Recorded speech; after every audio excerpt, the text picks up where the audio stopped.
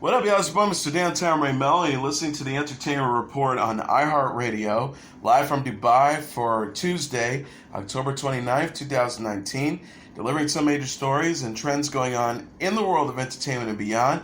You can follow the show on Facebook, Twitter, or Instagram. Facebook.com/The Entertainment Report with Ray Melo, that's RAYMELO. On Twitter at The Enter Report, or on Instagram at The Entertainment Report. You can listen to the show anytime you want on iHeartRadio. Just go to iHeart.com or your iHeart phone app, search for The Entertainment Report, and it'll take you to the page.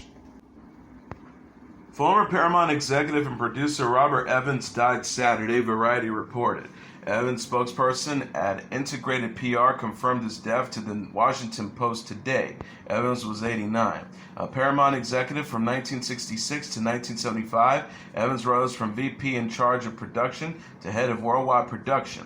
During his time at Paramount, he oversaw such films as The Godfather, The Conversation, Rosemary's Baby, Harold and Maude, The Odd Couple, True Grit, Serpico, Paper Moon, Love Story, and The Great Gatsby. Evans took risks on material like Mario Puzo's novel The Godfather and Eric Siegel's script to Love Story. The chances he took on directors Francis Ford Coppola, Roman Polanski, and Hal Ashby paid off for the studios and launched the filmmakers' careers.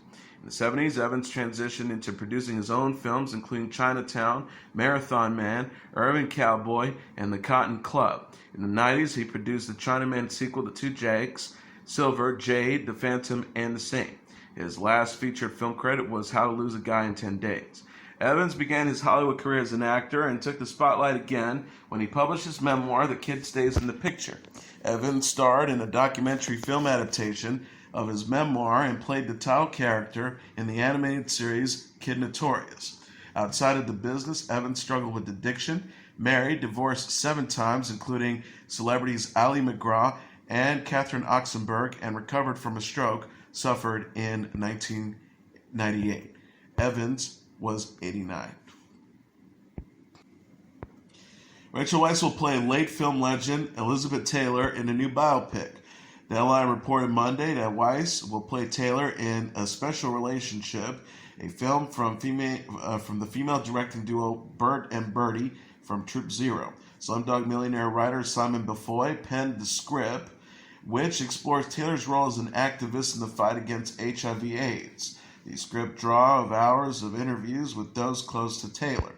A Special Relationship is told through the lens of Taylor's friendship with her assistant Roger Wall, a gay man who grew up in poverty in the Deep South.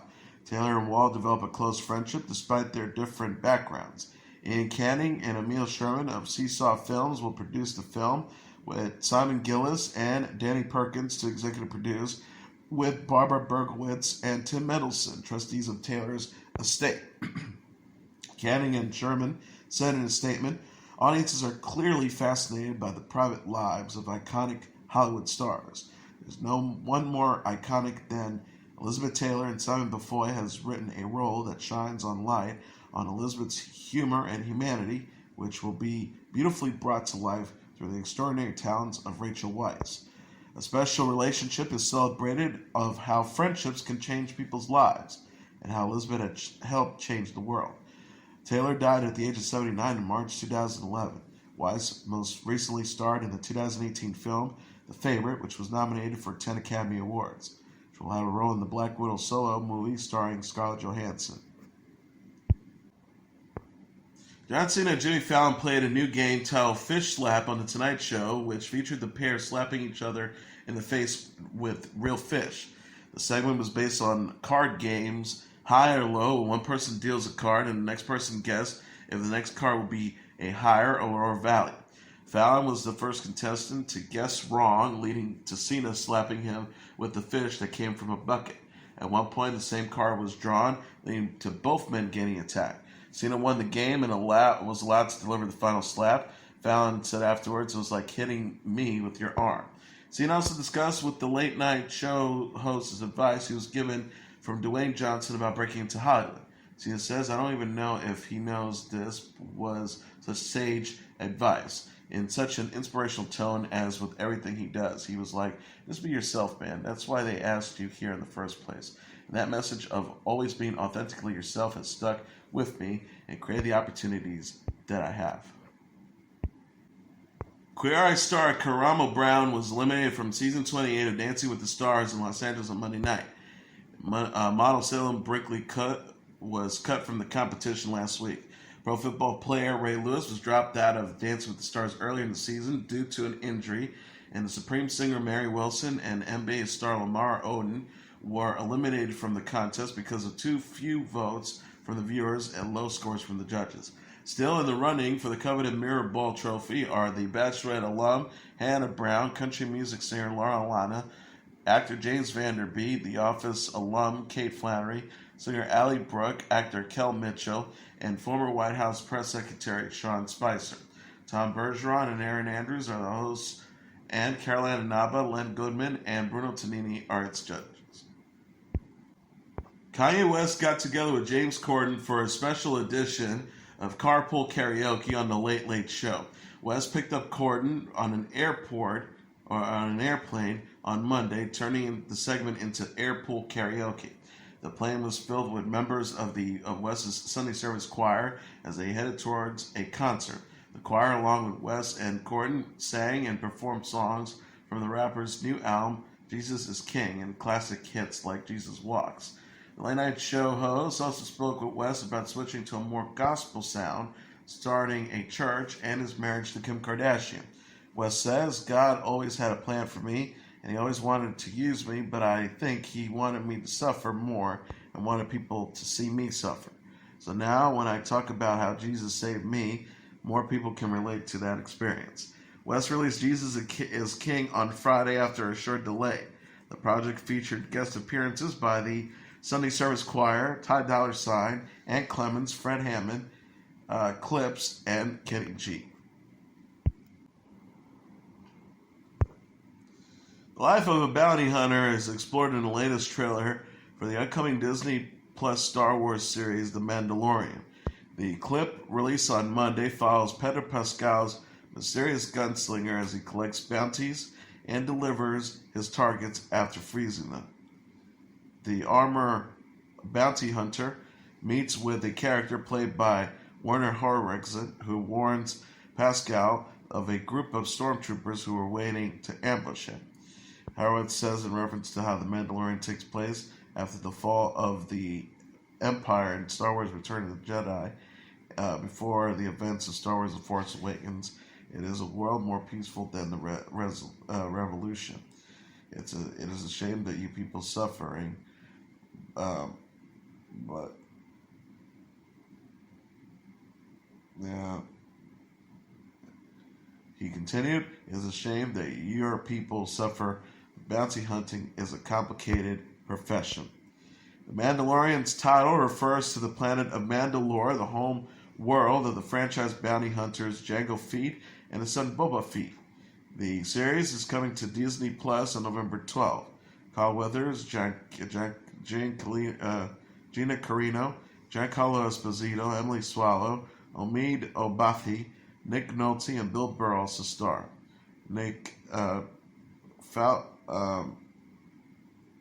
Jon Favreau is serving as writer and executive producer. Justin Bieber is promising a new album on one condition. The 25-year-old singer said in an Instagram post Sunday that he will release a new album before Christmas if his post about the album gets 20 million likes. Bieber said he is almost done with his new album but wants to see fan demand for his music. He wrote in the caption, share it, like it, post it in your story, and I gotta see the demand. Love you guys, pumped for it. I'm almost done, but your support will make me move faster. Bieber's post had over 6.3 million likes as of Monday. Friends and fellow celebrities Scooter Braun, Cruz Beckham, DJ Khaled, and Logan Paul were among those to share the post. Bieber has teased the new album in an Instagram Stories video this month.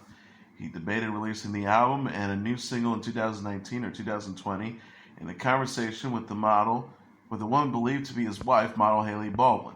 Bieber says, you just want to split it, album by the end of the year, another song coming out soon.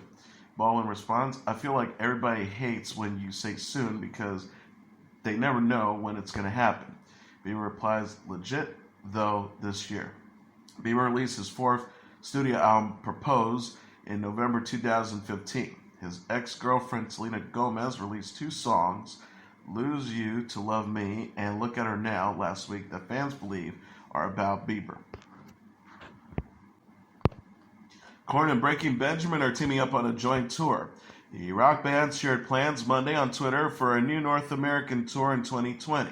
The tour will be featuring British duo Bones UK as a special guest. Korn wrote, Korn Times at Breaking Benjamin, Winter 2020 North American Tour with special guests at Bones Band Bones UK. Breaking Benjamin added, we'll be hitting the road with our brothers in Korn in January.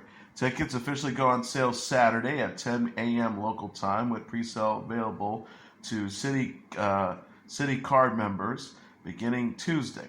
Korn and Breaking Benjamin